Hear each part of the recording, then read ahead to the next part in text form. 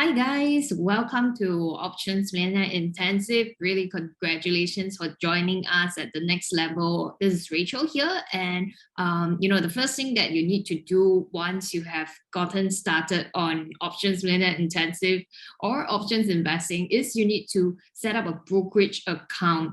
So at OMI, we actually recommend TD Ameritrade, and today we're going to take you through on how to set it up and also fund your account as well. Okay.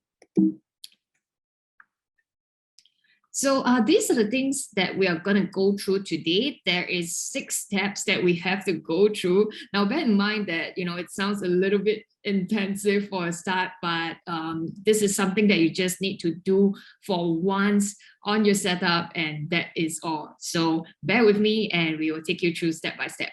All right.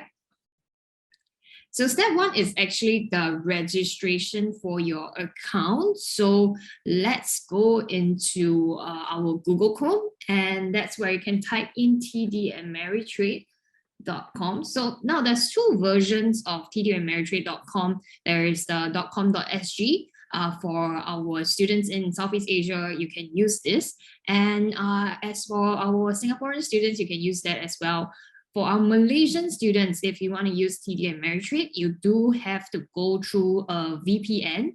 And if you're unable to do that, don't worry, there's another brokerage that we recommend, especially for our Malaysian students, so do check it out as well. And let's say if you're a US citizen, you can just go to tdameritrade.com. All right, so today, after you go through the tdameritrade.com.sg, what you need to do is to open a new account. So let's do that. All right, so this is just a notification that they are having a bit of longer wait time, but don't worry about that.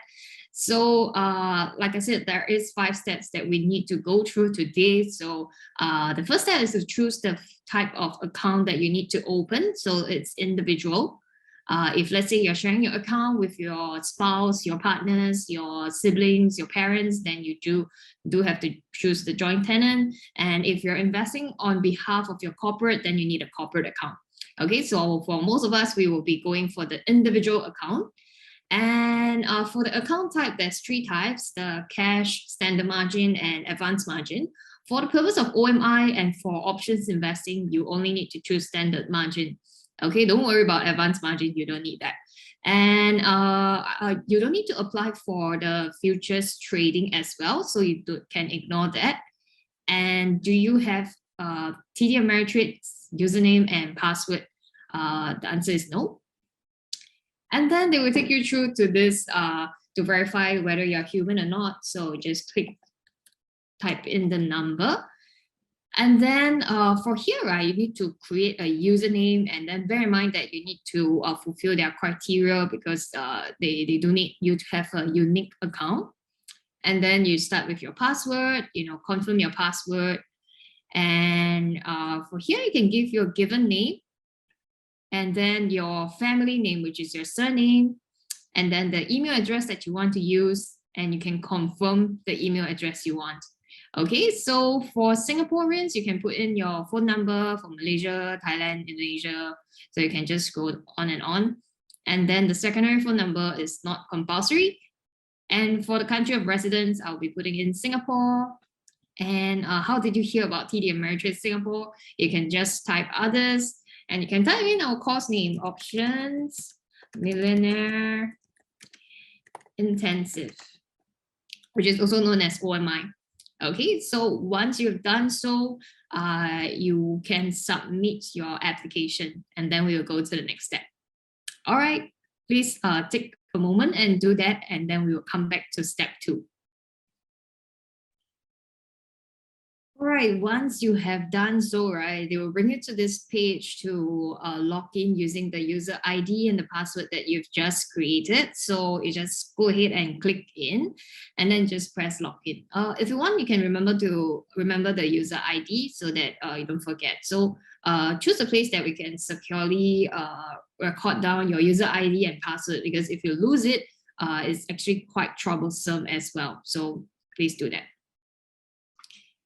All right, so once we have done so, we can go into the second step, over here.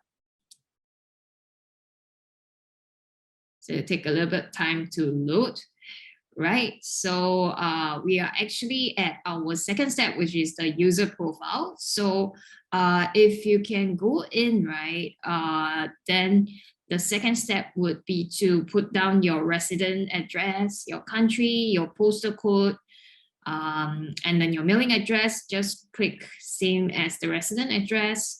And if you have dual citizenship, then you choose it. But if you don't, then you can leave it open.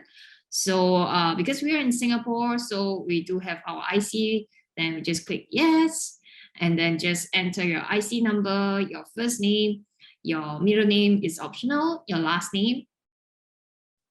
And the question whether you have a United States Social Security number. If you are not a US citizen, then you can press no. And do you have a United States visa? If you don't have, then you press no. And does your IC serve as your Singapore tax ID? In our case, is yes. And do you have another country of tax residence? For us, would be no. And then the details would be your country of birth, your city of birth, date of birth, marital status, single, married, blah, blah, blah. And then the number of dependents. If let's say you have kids, then you choose the number of kids you have.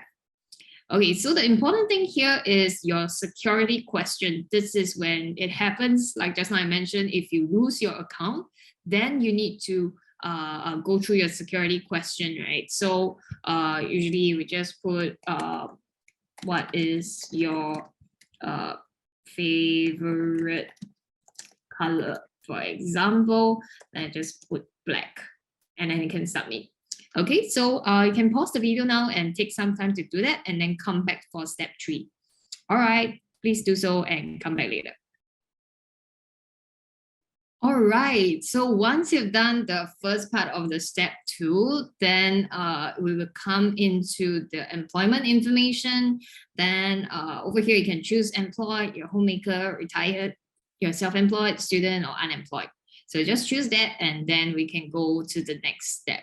So for the purpose of this, I will just put self-employed. And let's say if you are self-employed, then you have to choose your occupation, your industry, your title, blah, blah, blah. But most of us would actually be employed. Then, just choose your occupation, just choose the one that is closest to it. It's okay. And then industry, and then employment title, your functions, your employment name, address, blah, blah. And importantly, is your role investment related? Then you press no. If it is, then you press yes lah. Okay, then we'll go to the next step. All right. All right, so once you've done that, we are into our financial information. So this step is actually very important. So you have to choose the primary bank that you will be using to deposit and withdraw your cash that you are putting into TD Ameritrade. Okay, so let's say if you're using DBS, then make sure that the bank has the direct name of your account that you're using. So it has to be under your name. If not, the transactions will not go through. Okay, so yeah, just choose the following bank. If it is others, then you put others as well. Okay, and then your investment objectives, it would be from for your income. Then you can put high, medium, low, up to you. Speculation, probably don't put so high, because for OMI we are actually very low on speculation. And investment hedge, you can put low, medium, or high. It's up to you. And the income and net worth, you can just put a gauge of how much you have. What's your net worth, and then your total net worth, things like that. Okay, and then what best describe your initial source of funds? You can put savings, you can put your employment wages, things like that. And then what best describes the ongoing source of funds for this account? You can put employment wages or savings or retirement funds, up to you. Okay, then we'll go to the next step. All right, so the next step after this is the affiliations and disclosure. So this one is basically they have to ask you by the MAS law whether you are related to anyone that has financial interest and works in the financial industry lah. Okay, so if you're licensed by a broker, do you work over there? Then you can say no or yes. So please read it carefully. Are you a policymaker? Are you a shareholder of a publicly traded company? So you can choose yes or no. For us, we'll say no. And then, are you an insider or affiliate with any insiders? You can say yes, and for us, we say no. Have you ever been initiated or subjected to litigations against a broker dealer? If yes, please yes or no. And then, have you ever been investigated? No. Do you have any personal business or associates that is a politically exposed person? If you're not politically exposed, then just choose no. Then just click submit. Okay, so to this part, we will go into the customer account review. So for this, you just need to disclose what is your education and things like that. Okay, so have you transacted in the list of investment product at least 6 times in the preceding last 3 years? So if you click yes, then you can definitely go through. But if you click no, then you have to go through a SGX test that they will have to do to make sure that you know the risk that is being involved. Okay, so for this purpose, we'll press yes. If you press no, then you have to go through the test lah. But don't worry, the test you can keep doing for multiple times, even though if you do not pass the criteria.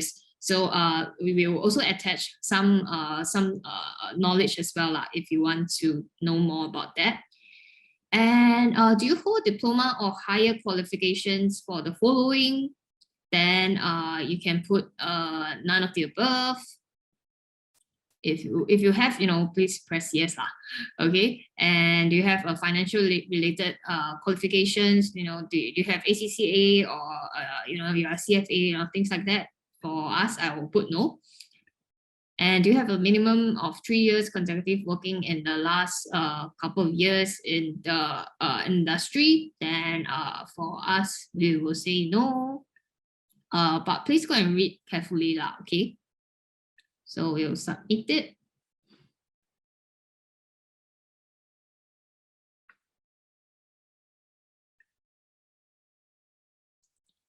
Okay, so we will go to the trading experience. So for the trading experience, of course, right now we are opening for the options trading account. So what you put here is very important lah, because if you press that you have 0 experience, then they might not approve your account lah.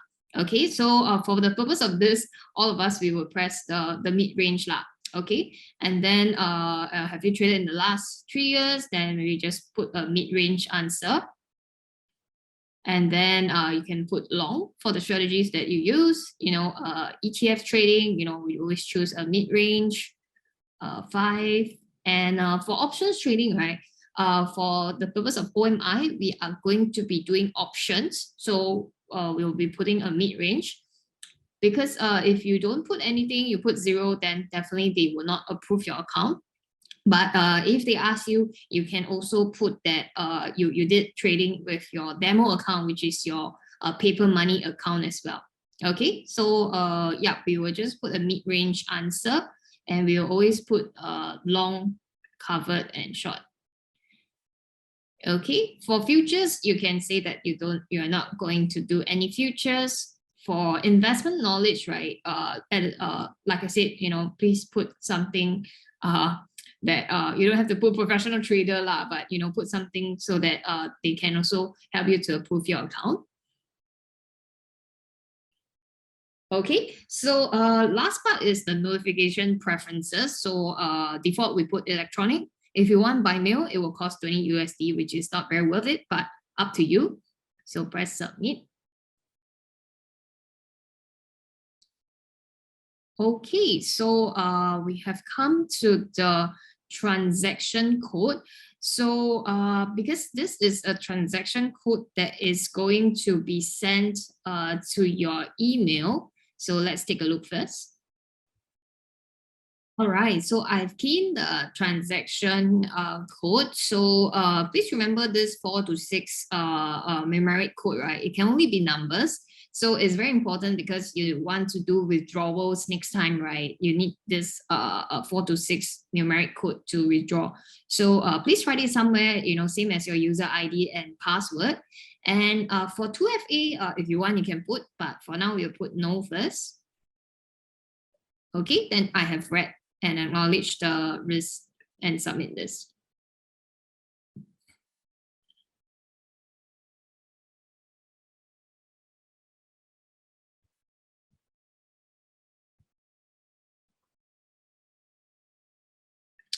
All right, so now we have come to the last part. So if you can see, right, they have all the details that they want you to make sure that all these are correct. So let's say if you have anything that you want to change, you can press edit.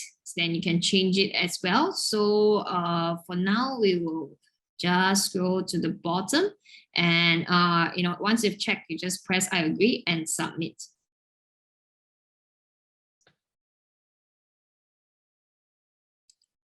Okay, so as you can see, right, just now we just did the user profile submission. So whenever you see this black tick, right, which means it has already been done. But for this, right, because it's a blue, it's a green one, right, which means it's not done yet. So you can press read more, and just make sure you go and read through everything, blah blah. Then just put agree, submit. And see, once we've done so, it has become a black tick. So same thing, just accept the form. And then just read that you use the market data solely for your personal and non-business, then just press yes. Do you receive market data for your business or any other entity? Press no. And are you currently registered or qualified with SEC? So there's the US government, but just press no. And are you currently registered or qualified with any securities agencies, blah, blah, blah, any commodities, in the United States? Most likely is no, just press no. And whether you are located outside of the United States, do you perform any functions similar to the SEC, other securities? Just press no.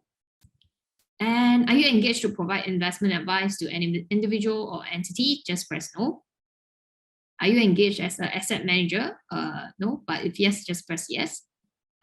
Do you have any capital, blah, blah, that will in the conduct of your training? No. Do you conduct trading for the benefit of corporation, partnership, or other entity? No. Have you entered any agreement to share your profits? No. Are you receiving office space, equipment, blah, blah, for someone? No. Just read everything over here. Then just press I'm a non-professional. It will already be press ready, so don't need to change. Then make sure you go and read through and agree.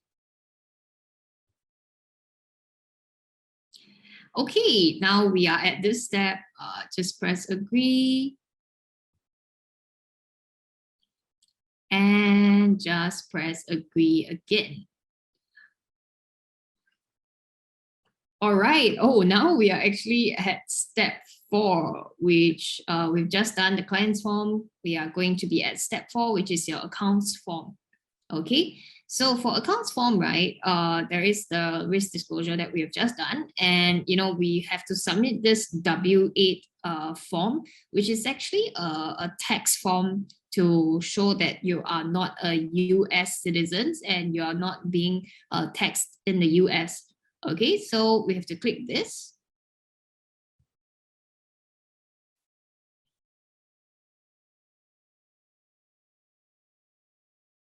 All right, so they will just ask you, is the account holder a citizen or resident of the United States? If yes, press yes. For us, it's no. And then for here, just need to do your individual submissions. Is the person listed above completing this form? Yes. Later, I have to blank out all those details. Okay. It's is the address provided in care of this one? PO box? No. Then the address. Are you a taxpayer in the US? Then you just press that this account holder does not have a US account number. Then just go through everything here. Then 3D benefits is the account holder claiming a reduced rate of withholding tax in another country?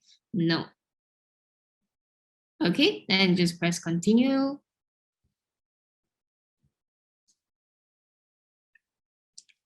So you're required to blah blah. Just make sure that the information provided on this form has been remained unchanged throughout the current year to present. Just press yes. And then if they're just saying that if you do it wrongly, gonna be penalized. So just make sure you do it properly, and then you agree to this everything. So you have to check all these boxes one by one.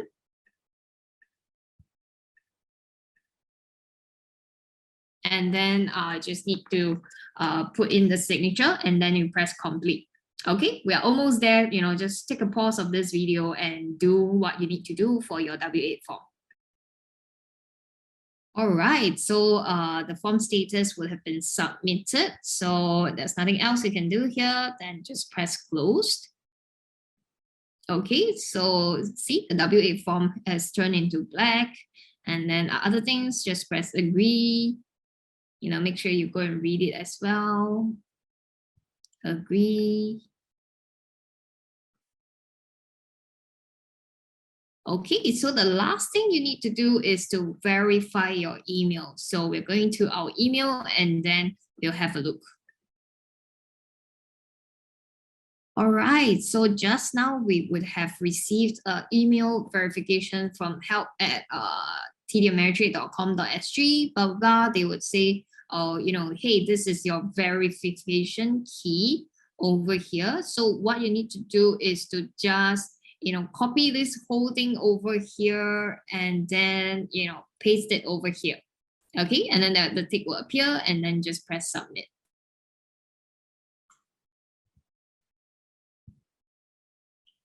Okay, so now we are down to the last thing. Just press complete.